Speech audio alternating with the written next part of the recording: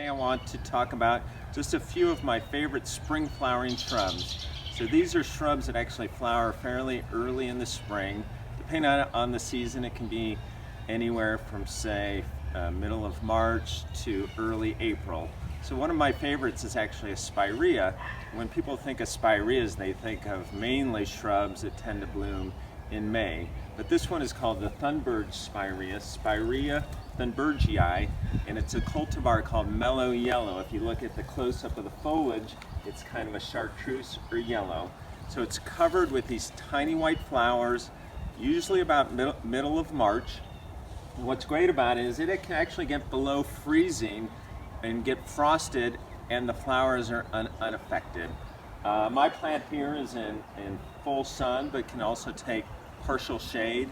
And at maturity, this plant will get about the size that you see right now, about 3.5 to 4 feet tall. This is one of my favorite of all the flowering shrubs, whether they be spring shrubs or summer shrubs.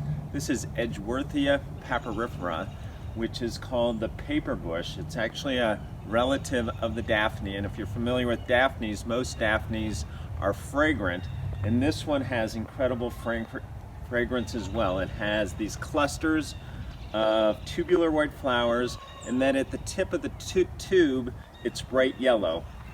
And this reliably flowers usually around middle of March. Sometimes if it's a colder winter, can go even a little bit later.